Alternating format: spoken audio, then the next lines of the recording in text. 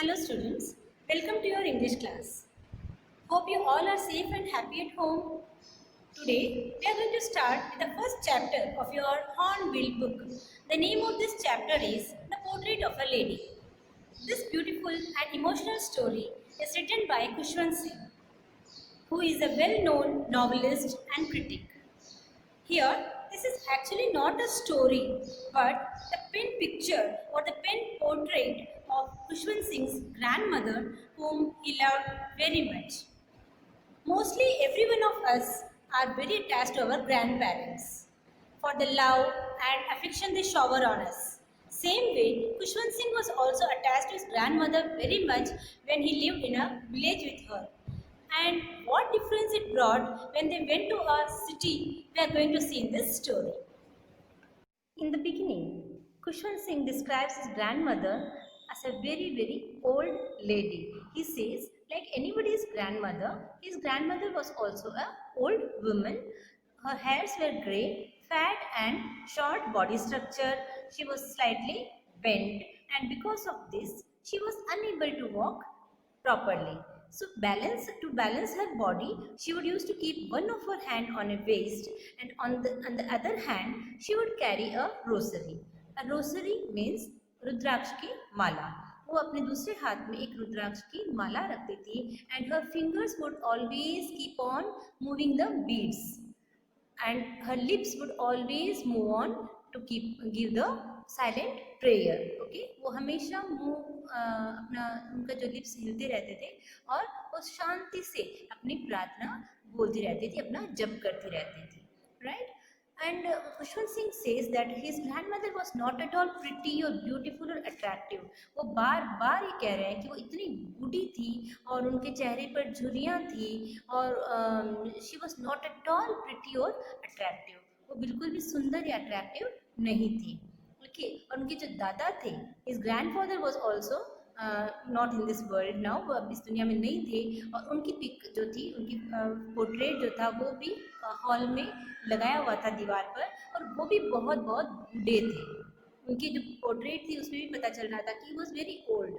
So here Khushwant Singh wants to say that his grandmother was not at all attractive, सुंदर नहीं थी. तो what was the quality then? ऐसी क्या quality थी कि he is remembering her and he wants to describe her. Okay, we will see in this story. She would used to wear white spotless clothes. White एकदम सफ़ेद बेदाग कपड़े वो पहनती थी, and always she would be silent. Silently she would say her prayers. So this gave a picture of contentment and peacefulness of her nature. Right? So the story begins that Khushwant Singh was living with his grandmother alone in the village because his parents were living in a city because of some job purpose. Now grandmother and Khushwant Singh both were good friends. Grandmother used to wake him up in the morning, give him breakfast, make him ready for the school, and clean his slate and take him to the school. During all these purposes, she used to recite her prayers. उनका हमेशा प्रार्थना का जो सिलसिला था वो चलता रहता था, और वो सोचती थी कि खुशवंत सिंह भी इसको सुन सुनकर सीख जाएगा. खुशवंत सिंह को ये प्रार्थना बहुत अच्छी लगती थी, वो सुनता रहता था, लेकिन उन्होंने कभी सीखने का प्रयास नहीं किया.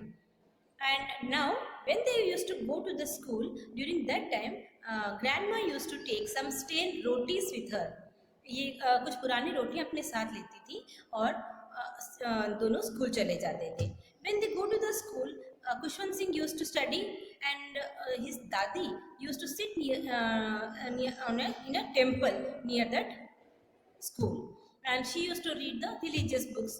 When the school was over, both of them used to come together to the home, and when they come, during that time they used to give that stale rotis to the village dogs. अब इस बात में हमें थोड़ा सा ये भी पता चल रहा है कि दादी जो थी वो धार्मिक थी और ऐसा विश्वास रखने वाली थी कि जीवों को, दूसरे जीवों को जब हम कुछ दान देते हैं तब इसमें हमारा भी भला होता है. तो she was a very peaceful lady, she was very religious, and she was a dutiful lady. Dutiful means वो अपने पोते को पढ़ाना है या उसका ध्यान रखना है, अपने घर का जो काम था उसे भी सही ढंग से वो करती थी. She was a very very perfect housewife, we can say. Now, next we see that when this was the daily routine, right? And it was going peacefully. Now came a turning point in the daily routine, that Khushwant Singh's parents were well settled in the city, and now they wanted grandmother and Khushwant Singh also to come to the city. Now this grandmother and Khushwant Singh दोनों ही शहर में चले जाते हैं, and there came a change in their daily routine. Now Khushwant Singh जो था वो एक इंग्लिश मीडियम स्कूल में पढ़ रहा था और वो स्कूल बस से स्कूल जा रहा था. अब दादी की जो ड्यूटीज़ थी या उनका जो रेगुलर की जो रूटीन थी वो थोड़ी सी डिस्टर्ब हो गई, क्योंकि यहाँ पर दादी खुशवंत सिंह के साथ में स्कूल नहीं जा सकती थी, ना ही दादी उसको ये सब पूछ सकती थी कि स्कूल में क्या हुआ, क्योंकि यहाँ पर वो इंग्लिश पढ़ रहा था, दादी को इंग्लिश लैंग्वेज नहीं आती थी. And the one more point कि खुशवंत सिंह को यहाँ पर म्यूज़िक सिखाया जाता था स्कूल में, और ये बात दादी को बिल्कुल भी पसंद नहीं थी. Why I am telling you, you can relate. आप थोड़ा सा समझने की कोशिश कीजिए कि उस ज़माने में, पहले के ज़माने में म्यूज़िक और डांस इन दोनों को अच्छे लेवल में या अच्छी नज़र से नहीं देखा जाता था. उस ज़माने में ऐसे सोचते थे, क्योंकि आज आप इस चीज़ को रिलेट भी नहीं कर पाओगे कि आज तो म्यूज़िक और डांस दोनों को बहुत अच्छी प्रायोरिटी दी जाती है ना. बट इन दोज डेज जो म्यूज़िक और डांस है उनको ऐसा सोचा जाता था कि ये केवल भिखारियों के लिए या जो लो लेवल के लोग हैं वो एक एंटरटेनर्स हैं, ठीक है, और उन्हीं के लिए ये सब है. अच्छे स्टैंडर्ड वाले लोगों के लिए म्यूज़िक और डांस अच्छा नहीं है, ऐसा सोचा जाता था. इसीलिए दादी को लगता था कि Khushwant Singh why he is learning music. Okay, और इस पॉइंट को आप याद भी रखना, आगे इस कहानी को लास्ट में हम फिर से रिलेट करेंगे. Okay, so now Khushwant Singh was busy in his studies and Dadi was feeling very alone. So, but she never complained. उन्होंने कभी किसी चीज़ के लिए कंप्लेन नहीं किया. Always she used to remain silent. Okay, and वो अपना जो प्रार्थना का जो था, माला फेरने का और प्रार्थना बोलने का, ये काम उनका कंटिन्यूस रहता था. She used to give food to the sparrows. चिड़ियों को वो अपना खाना देने का काम करती थी, क्योंकि यहाँ पर स्ट्रीट डॉग्स तो थे नहीं. आई टोल्ड यू बिफोर कि वो बहुत ही धार्मिक प्रवृत्ति की थी, पुण्य करती थी, तो यहाँ पर लेकिन स्ट्रीट डॉग्स उनको नहीं मिल सकते थे. तो यहाँ पर वो जो बर्ड्स आती थी, स्पैरोज आती थी, उनको वो रोटी के छोटे छोटे टुकड़े करके उनको दिया करती थी. और वो स्पैरोस भी उनके सर पर बैठ जाती, शोल्डर्स पर बैठ जाती, लैप्स पर, गोदी में बैठ जाती, और दादी जो थी उनको प्यार से उनको भगाती नहीं थी, उनको उड़ाती नहीं थी, और बड़े प्यार से उनको रखती थी. उनको भी अच्छा लगता था, right. So this was a daily routine. अब उनको बहुत साइलेंटली अपना काम करने लगी. नाउ दिस खुशवंत सिंह धीरे धीरे बड़ा हो गया and now he move to the university. जब वो कॉलेज लेवल पर अपनी पढ़ाई करने लगे तब उनको वहाँ पर एक सेपरेट रूम दे दिया गया और उनको अपनी पढ़ाई में ही ज़्यादातर टाइम लगने लगा. और वो दादी के साथ में जो थोड़ा सा एक जो रूम शेयरिंग वाला जो था, थोड़ा सा जो रिलेशन था, वो भी अब थोड़ा सा टूट गया और बहुत ज़्यादा उन दोनों में दूरियाँ आ गई, राइट. लेकिन अभी भी दादी ने बिल्कुल भी कभी कंप्लेन नहीं किया. After completing his university education, Khushwant Singh had got a chance to go to foreign country. उनको अब्रॉड जाना था अपनी आगे की पढ़ाई करने के लिए. एंड नाउ खुशवंत सिंह को लग रहा था कि दादी बिल्कुल भी इस बात को पसंद नहीं करेंगे और वो ज़रूर मना करेंगे. और ये खुद भी ऐसे मन में सोच रहे थे कि दादी बहुत ज़्यादा बूढ़े हो चुके हैं और 5 साल लगेंगे मुझे अब्रॉड में पढ़ने के लिए, और मैं जब 5 साल के बाद जब फॉरेन कंट्री से आऊँगा तब तक शायद दादी मुझे नहीं मिलेंगे, राइट. तो by with this thinking he was very confused. लेकिन उन्होंने निश्चय किया कि मुझे तो पढ़ाई तो करनी पड़ेगी. But he was very wonder that दादी ने उनको कोई भी तरह का इमोशन नहीं दिखाया जब उन्होंने सुना कि he is going to some foreign country. And on the contrary वो रेलवे स्टेशन तक आई, उन्होंने उनको गुड बाय किया और लेकिन हाँ, एट द सेम टाइम वो इमोशंस भी नहीं दिखाए बहुत ज़्यादा। उन्होंने जब वो रवाना होने लगे, at that time she kissed on his forehead and Khushwant Singh was very happy that his grandmother has wished him like this and but उनको एक मन में ये भी हुआ कि शायद this is the last physical contact with my grand mother, यानी कि वो इतनी बूढ़ी हैं, मैं 5 साल के बाद आऊँगा जब तक शायद दादी मुझे नहीं मिलेंगे, और दिस इज़ द लास्ट, उन्होंने जो किस किया है यही मेरा दादी से लास्ट टच है, ऐसा सोचते हुए वो चले जाते हैं। लेकिन when he comes back from the foreign country and he was very surprised to see his grandmother on the railway station। जब उनको वापस मिलने के लिए, उनको लेने के लिए भी दादी रेलवे स्टेशन पर आती है, and she was not a single day older than what he saw before 5 years, यानी वो एक पॉइंट भी बिल्कुल बूढ़ी नहीं लग रही थी, जो उन्होंने 5 साल पहले देखा था, same she was looking and she was healthy and good, okay, and she was very happy to receive Khushwant Singh. Khushwant Singh was also very happy. और एक छोटा सा चेंज उसने दादी में आज देखा कि टुडे दादी was not moving the beads of the Rossari and she was not taking her prayers. आज उन्होंने प्रार्थना नहीं की, आज वो माला नहीं फेर रही थी और पूजा नहीं कर रही थी, और उसकी जगह what she was doing, she collected the neighborhood women, जो भी अड़ोस पड़ोस की लेडीज थी उनको इकट्ठा किया। शी टुक अ ड्रम, एक ढोलक लिया और उसको जोर जोर से बजाने लगी और गीत गाने लगी।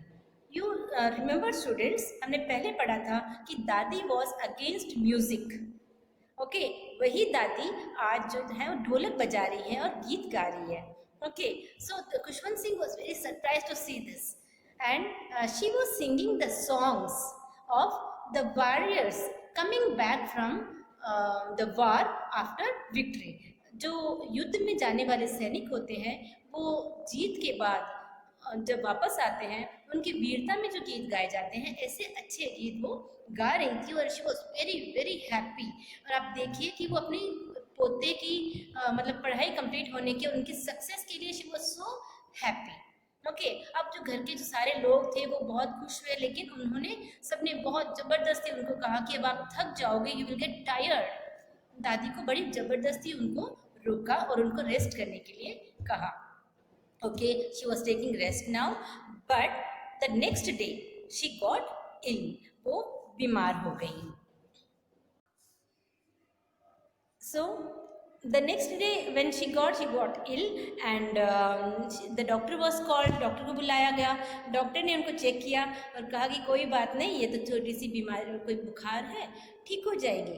But grand mother she knew, उनको मालूम था कि अब मेरा अंत समय जो है वो आ चुका है। तो दादी ने कहा कि नो, मैं ठीक नहीं होंगी, okay.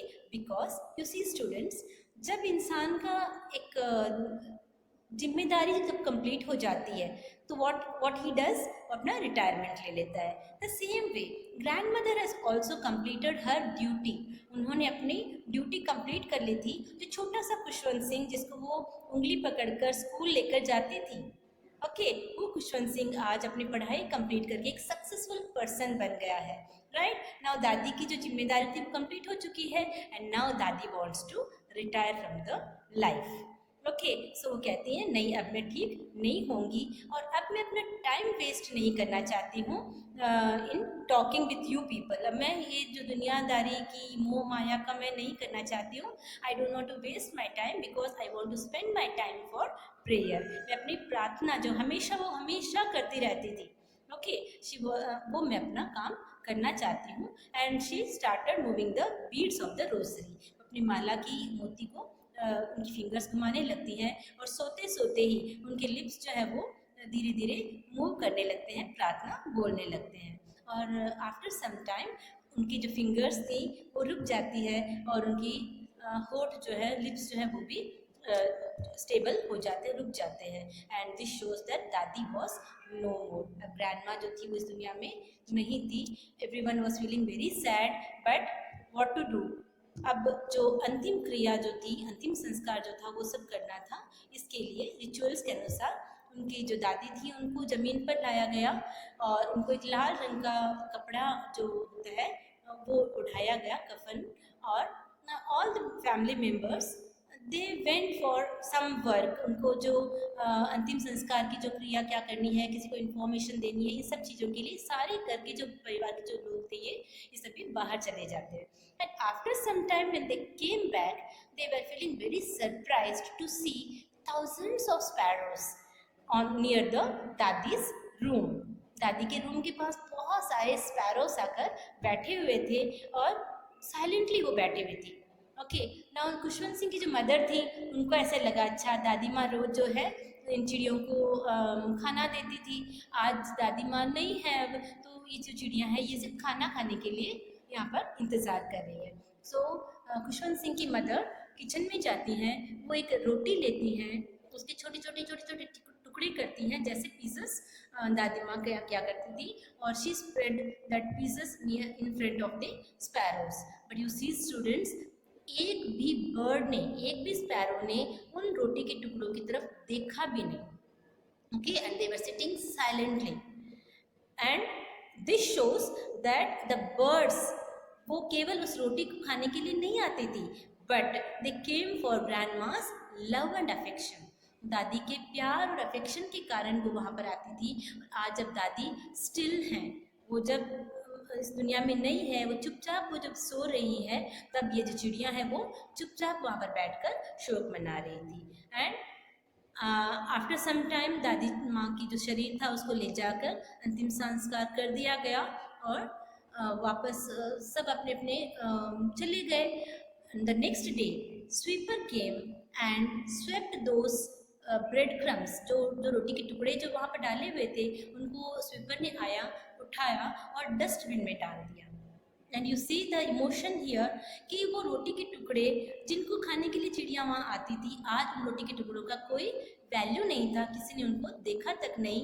And no bird came to that place again. उसके बाद कोई भी चिड़िया वहाँ पर वापस नहीं आई, क्योंकि उनको पता था कि उनको प्यार करने वाली दादी माँ यहाँ से अब नहीं है. Right? So, see this story, they want to show us that not only human beings, even birds and animals, they are curious for and eager for love and affection. जो प्यार और अपनापन हम किसी को भी देते हैं, even birds and animals, they understand this language. Now, one more thing, the moral the story teaches us is आपकी inner ब्यूटी जो है, आपकी जो आत्मा की जो शुद्धि है, आपका जो बिहेवियर है, दूसरों के लिए आपका जो समर्पण है, वो ही आपको पहचान देता है, नॉट द आउटर ब्यूटी. कि खुशवंत सिंह की दादी again and again he says that she was not at all beautiful, not at all attractive. कोई सुंदर नहीं थी वो ज़्यादा बोलती नहीं थी, ज़्यादा कोई उन्होंने उसको कभी इमोशंस नहीं दिखाए, but she did her duty. Okay, हमेशा खुशवंत सिंह को उनको भी ऐसा लगता था कि शायद वो मुझे इस चीज़ के लिए मना करेंगी, उस चीज़ के लिए मना करेंगी, बट हमारे पेरेंट्स या ग्रैंड पेरेंट्स हमें भले ही वो हमें मना करते रहे या हमें अगेंस्ट लगे, लेकिन एट द हार्ट, अपने दिल से वो कभी भी हमारा बुरा नहीं चाहेंगे. They always think about the success of their parent, of their son और देयर ग्रैंड सन और the grandchildren. Okay, so always we give respect to them, right? और वो ज़िंदगी भर हमारे साथ में नहीं रहने वाले हैं. as far as possible serve them, उनकी सेवा कीजिए और respect them as far as we can. Okay, so that's all in this story. Hope you would have understood this and liked this. Okay, and if you have any doubts, please contact me. Goodbye students, have a nice day.